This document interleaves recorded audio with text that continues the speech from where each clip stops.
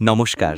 আমরা এমন একটি ধ্যান কৌশল শিখব যা করতে আপনার কোনো বিশেষ আসন বা সময়ের প্রয়োজন নেই। আপনি যেখানে আছেন সেখানেই এই কৌশলটি করতে পারবেন। বিজ্ঞান ভৈরবতন্ত্রের ৩১ নম্বর সূত্রটি বলে আপনার সাধারণ চোখই হলো ধ্যানের প্রবেশদ্বার। আমরা কিভাবে দেখি সেই দেখার পদ্ধতিতেই আমাদের সব সমস্যার জন্ম।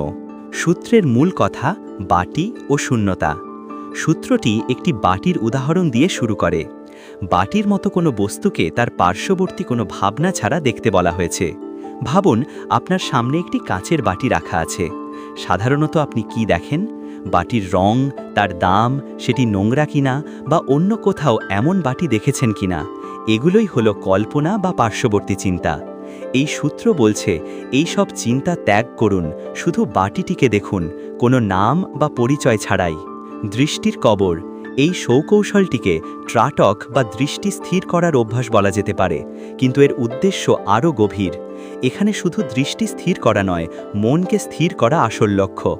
আপনি যখন একটি বস্তুর ওপর চোখ রাখেন কিন্তু তাকে নিয়ে কোনো চিন্তা করেন না, তখন আপনার ভেতরের কথোপকথন বন্ধ হয়ে যায়। মন এক ধরনের বিস্ময়কর নীরবতা অনুভব করে। আপনি শুধু দেখছেন, কিন্তু কে দেখছে সেই প্রশ্নও তখন গুরুত্বপূর্ণ নয়। উদাহরণ, দেওয়ালের দিকে তাকানো।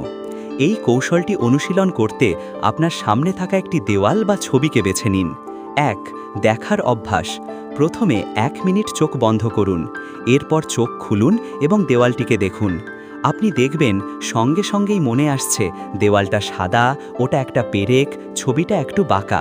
২. ত্যাগ করা। এখন দ্বিতীয় মিনিট আপনি দেওয়ালকে দেখবেন, কিন্তু মনে আসা সব চিন্তা বা বিচারকে বলবেন, যাও, আমি শুধু দেখছি, তোমার দরকার নেই। ৩. স্থির থাকা। কিছুক্ষণ পর দেখবেন শুধু দেওয়ালটা তার অস্তিত্ব নিয়ে আছে, আপনার মনের মধ্যে কোনো প্রতিক্রিয়া নেই।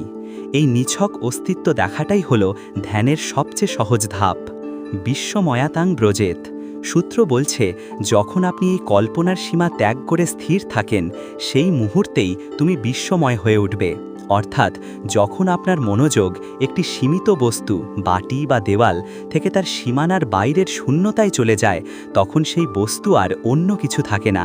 আপনার ভেতরের আমি দেখছি এই ভাবনাটি এবং বাইরের ওটা বস্তু এই ভাবনাটি এক হয়ে যায়।